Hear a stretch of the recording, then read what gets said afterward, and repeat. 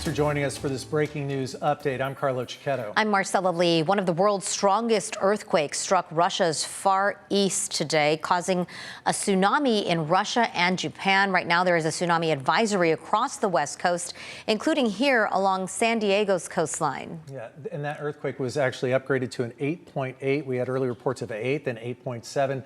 It's triggered the warnings and watches and advisories in effect right now. In the northern Pacific region, there are warnings in Alaska, Hawaii, and south toward New Zealand. Let's take a live look now at the coast. This is Hokkaido, Japan, the northernmost island that has already felt that effect of the tsunami. We are hearing reports of swells, waves about a foot. I believe that is the latest report that we have. And with tsunamis, it is not just one wave that comes in, it can be multiple. So they are waiting there. People have evacuated. They do vertical evacuations, asking people to go to higher ground. The island of Hokkaido does have some damage from the earthquake, the epicenter on the Kamchatka Peninsula. Kamchatka Peninsula in Russia. We know that Japan is familiar as far as reacting and responding to these types of warnings. They, of course, had a devastating earthquake in 2011. That was the one that wiped out the Fukushima nuclear reactors and created that tragedy there. But right now, this is kind of the canary in the coal mine for us here on the West Coast. The quake was coming from Russia, moving this way. Japan should feel the impacts first. Right now, what we're seeing is not major impacts in Hokkaido. That is good news. What we're seeing, what you're seeing, is the initial tsunami, the first waves from this. But as Carlene explained to us earlier, there's a wide band of time where tsunamis could still be created and impact all these areas. And that is what causes, in some cases, dangerous situations, because people think that the waves have come and gone and that it's safe. So people run to the coast to see what has happened, but then yet another huge wave comes in, and there have been deaths because of that in past tsunami situations. All right, so that is Hokkaido, Japan. Again, these images from earlier today. Let's now move to Hawaii, where they are actively evacuating to higher ground. The people are there in Hawaii, evacuation orders in place along the coast, and the first wave expected in about 2 hours from now, just after 7 p.m. Hawaii time. And they are asking people to do their vertical evacuation. So if you are in a high-rise building, you're not being asked to evacuate. You just need to get to higher ground. And Carlo, I know you grew up in Hawaii. Tell us a little bit about the layout and what area is supposed to be impacted first. Well, I do want to know, we're being told that Hanalei Bay in Kauai is expected to see the worst impacts, and the Hilo Airport on the Big Island is closed. If you're familiar with Oahu, the wave would be focused on the west shore. That's one of the less popular ones for tourists on Oahu. That's known as the Waianae side. Aulani is on that side. That's the direction it's coming from, northwest. It should also have impacts on parts of the north shore.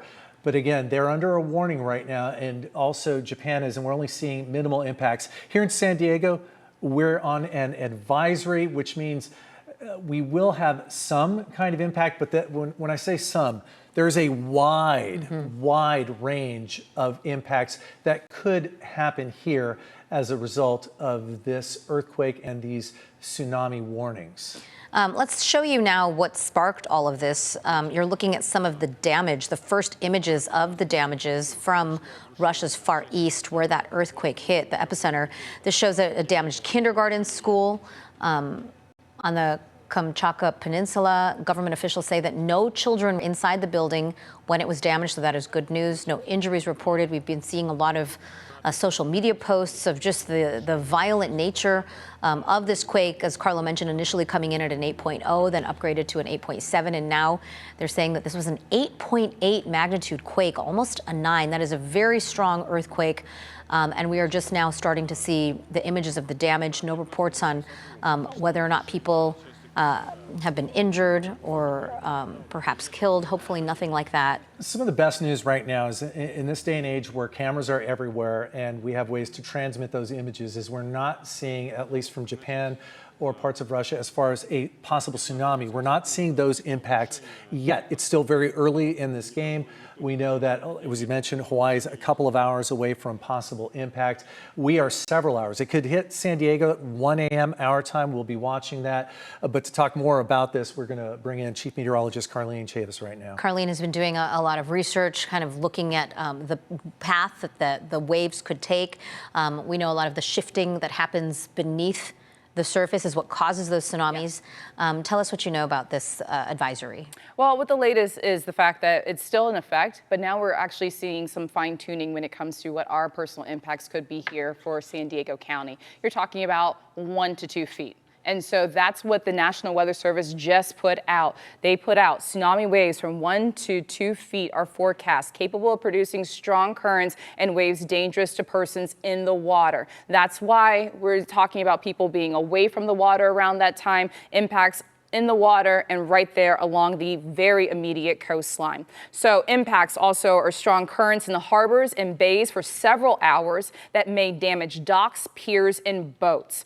We are talking about an estimated time frame that we would start to see these impacts later on, and that's about 1:10 to 1:15 in the morning. So as mentioned, this is all stemming from an earthquake, an 8.8 that happened. And so we are seeing that those impacts right there along the coastline as we go into tonight with the advisory, but nothing has happened for us yet. This is just all ahead of that. So when we look a more expansive view across the west, that's when we're seeing everything this is being highlighted with that orange shade. That is indicating the entire west coast. Estimated start time for arrival for starting to see some of those impacts, talking about Oregon, about 11:55 p.m. tonight. That is Pacific Standard Time. We're making our way a little bit more towards the south. You have San Francisco around 12:40 in the morning.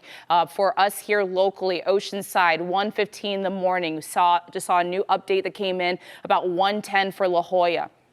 It doesn't mean that these are the only places that would actually experience those impacts. These are just some of the locations that have been picked by the National Weather Service. So we are taking a close eye. Those impacts would be along our coastline as we go until later on tonight. And then we're also talking about that alert still remaining in effect all the way until Friday. That is because that first wave may not be the strongest. And so we are telling people to seek higher ground, getting away from being out on the water or right there along the coastline all the way until Friday. That is when we're expecting that to expire. That's going to be at 6:27 Pacific Standard Time Friday when it comes to the tsunami advisory that is in effect. So it's in effect now all the way until then. We've been talking about strong currents, waves that have been expected with this. So it was initially a watch. That meant the potential was there, but then it got upgraded during the 6 o'clock hour to a warning. So we're talking about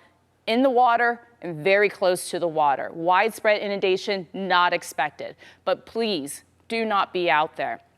If you can seek higher ground, that is the best thing that you can do. We are looking at this advisory all the way until Friday, and just want to stress this again. You might go out there wanting to check out the coastline because all of a sudden things seem to have calmed down, but then we're talking about how that first wave may not be the strongest. We're just trying to keep you safe over the next few days. And so once again, impacts strong currents in harbors and bays for several hours that may damage docks, piers, and boats. So we could start to see some of those impacts as we go into later on tonight, around as early as around 1:10 in the morning for us here locally. We will continue to keep you updated when it comes to all the alerts, any changes that could happen, and all the additional information when it comes to this tsunami advisory.